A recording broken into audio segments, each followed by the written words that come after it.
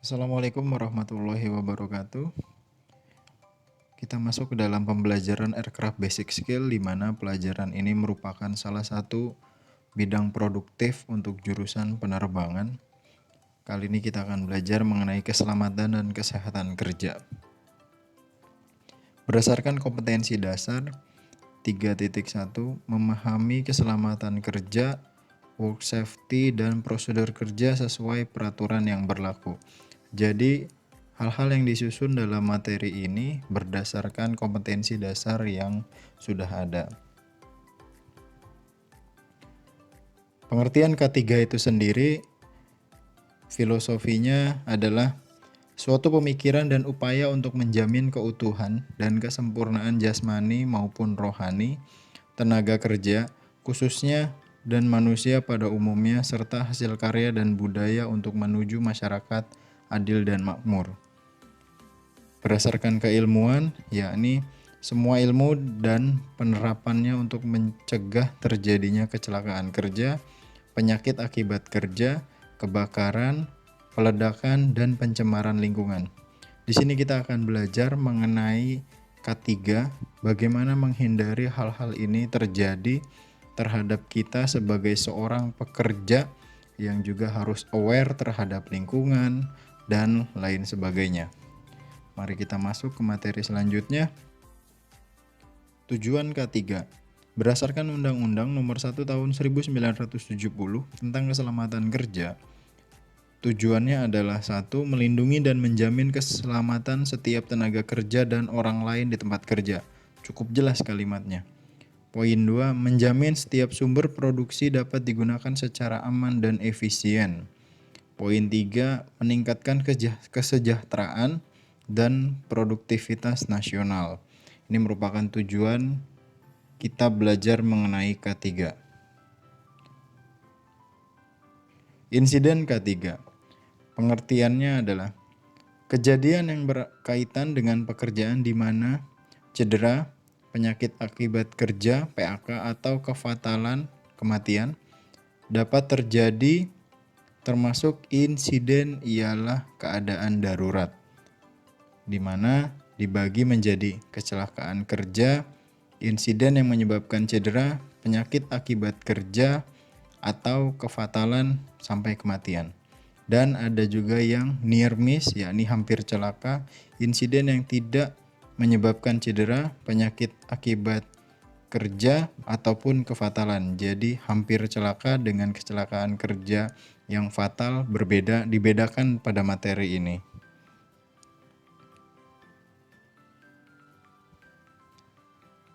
Penyebab kecelakaan kerja. Berikut merupakan teori efek domino, di mana ada penyebab dasar, penyebab tidak langsung, penyebab langsung, kecelakaan, sehingga terjadi kecelakaan kerja, serta kerugiannya apa. Poin pertama, penyebab dasarnya kurangnya prosedur atau aturan. Makanya biasanya perusahaan-perusahaan itu memiliki aturan yang ketat dan harus dilaksanakan oleh para pekerja. Pun bukan hanya untuk perusahaan, tapi untuk diri kita sendiri sebagai seorang pekerja. 2. Kurangnya sarana. Ketiga, kurangnya kesadaran. Keempat, kurangnya kepatuhan. Ini penyebab dasar yang memang menjadikan acuan sehingga bisa terjadi kecelakaan kerja. Ada lagi yakni penyebab tidak langsung, yakni 1. Si faktor pekerjaan, kedua faktor pribadi. Lalu ada penyebab langsungnya, tindakan tidak aman dan kondisi tidak aman. Kecelakaan kerja terjadi kontak dengan bahaya, kegagalan fungsi, dan kerugian yang terdapat bila kecelakaan kerja terjadi adalah untuk si manusia itu sendiri bisa cedera, bahkan sampai kematian. Untuk si peralatannya sendiri itu rusak, dari rusak ringan sampai rusak berat, dan untuk material atau bahannya bisa tercemar, rusak, dan produk gagal. Untuk lingkungan, kerugiannya yakni bisa pencemaran, rusak, serta bisa menyebabkan bencana alam. Jadi semuanya berefek domino, mulai dari penyebab dasar sampai kerugian. Hal-hal ini yang berdasarkan teori bisa kita munculkan dan secara aktual bisa kita hindari.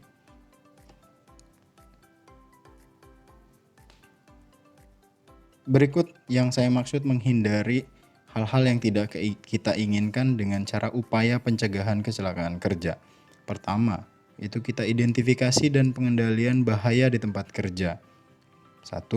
Pemantauan kondisi tidak aman. 2. Pemantauan tindakan tidak aman. Lalu ada pembinaan dan pengawasan. 1. Ada pelatihan dan pendidikan. 2. Ada konseling dan konsultasi. 3. Ada pengembangan sumber daya. Kita kembali ke identifikasi dan pengendalian bahaya di tempat kerja, di mana adanya pemantauan kondisi tidak aman dan pemantauan tindakan tidak aman. Ini biasanya di tempat kerja itu terdapat tim safety yang akan memonitor hal-hal yang tidak diinginkan dan mencegah hal-hal tersebut terjadi. Lalu ada pembinaan dan pengawasan, di mana ada pelatihan dan pendidikan. Biasanya setiap pekerja itu harus melaksanakan training, baik yang mandatori dan juga training tambahan lainnya. Lalu ada konseling dan konsultasi. Nanti bila ada problem yang dihadapi bisa dikonsultasikan, seperti halnya stres, tekanan, dan hal-hal lain. Ada pengembangan sumber daya, sama halnya untuk sumber daya manusia itu sendiri seperti training tadi di poin pertama. Lalu ada sistem manajemen, prosedur dan aturan, penyediaan sarana dan prasarana, 3 penghargaan dan sanksi. Jadi seperti ini analoginya. Prosedur dan aturan memang harus dibuat dan itu harus dijalani.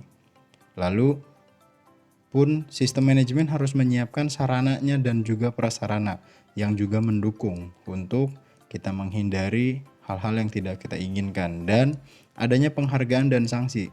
Seperti ini. Jadi secara psikis manusia itu bila ada penghargaan dan sanksi, dia akan merasa ada sesuatu yang harus dia tuju dan harus dia hindari. Misalnya, bila ada report-report terkait masalah yang terjadi ataupun bahaya yang akan terjadi yang sudah terlihat, itu akan diberi penghargaan. Dan bila orang-orang yang terkena masalah itu dan juga akibat kelalaian akan diberi sanksi. Nah, secara langsung akan memberi efek pada diri untuk menjaga agar tidak terjadi kecelakaan kerja. Seperti itu. Bahaya ketiga. Pengertiannya sendiri, semua sumber, situasi, ataupun aktivitas yang berpotensi menimbulkan cedera atau penyakit akibat kerja, PAK. Sumbernya si manusia itu sendiri, mesin, material, metode, dan juga lingkungan. Jenis-jenisnya ada jenis yang tindakan dan juga berdasarkan kondisi. Faktornya, 1. Biologi. Biologi itu bisa dari bakteri, virus, jamur, tanaman, binatang, atau kimia itu bahan atau material atau cairan atau gas, uap, dan sebagainya yang bisa kita baca bersama. Ya, dan juga ada fisik atau mekanik, itu dari ketinggian, konstruksi, bahkan sampai ke radiasi. Lalu ada biomekanik dari gerakan berulang, dan juga ada psikologi atau sosial, stres, kekerasan, atau emosi, dan juga hal-hal negatif lainnya, itu yang menjadi faktor. Budaya 5R, di mana nanti 5R ini akan kita deskripsikan di slide selanjutnya. Pengertiannya sendiri, 5R adalah cara atau metode untuk mengatur atau mengelola atau mengorganisir tempat kerja menjadi tempat kerja yang lebih baik secara berkelanjutan.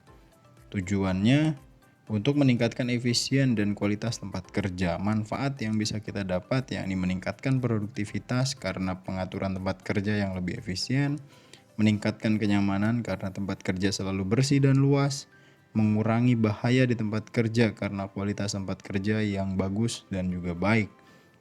4. Menambahkan penghematan karena menghilangkan pemborosan-pemborosan di tempat kerja. Akan saya jelaskan di slide selanjutnya. Langkah-langkah penerapan 5R. 5R itu sendiri merupakan ringkas, rapi, resik, rawat, dan rajin.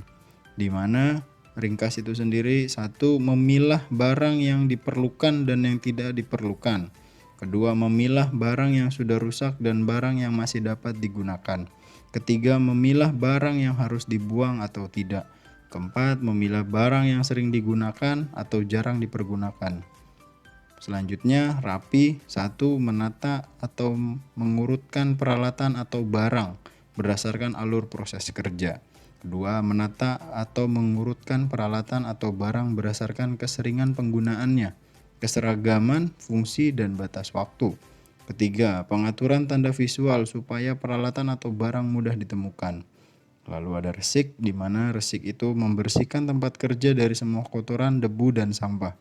Kedua, menyediakan sarana dan prasarana kebersihan di tempat kerja, meminimalisir sumber-sumber sampah dan kotoran, memperbarui atau memperbaiki tempat kerja yang sudah usang atau rusak, atau permajaan.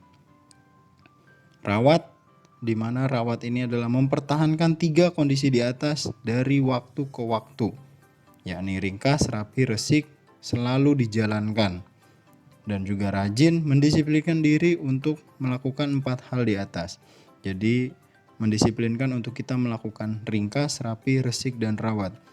Poin dari 5R ini juga saya rasakan di dunia kerja, di mana kalau kita kerja di tempat yang nyaman, kita juga enak untuk bekerja, serta memudahkan dan lebih efisien dalam hal apapun. Seperti contoh yang ada gambar di samping, di mana semua diletakkan berdasarkan posisinya masing-masing, diberi pewarnaan berdasarkan fungsinya masing-masing, bukan sekedar warna. Atau nanti saat kalian di hanggar bisa lihat semua tempat dan juga peralatan itu ditempatkan di tempat yang sudah ditentukan.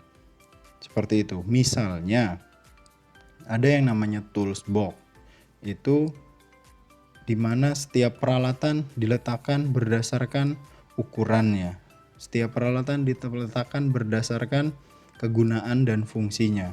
Hingga saat kita butuhkan, kita tahu itu semua ada di mana. Hal-hal seperti itu yang harus diperhatikan untuk 5R ini sendiri, sehingga tercapai apa yang kita mau, yakni terjadi efisiensi dan juga lebih aman. Untuk video yang kali ini saya rasa cukup sampai di sini. Nanti nextnya kita lanjutkan di video selanjutnya, di mana kita akan belajar juga mengenai tanda-tanda atau rambu dan juga hal-hal yang berbahaya ataupun warning dan lain sebagainya di video selanjutnya. Oke, demikian. Wassalamualaikum warahmatullahi wabarakatuh.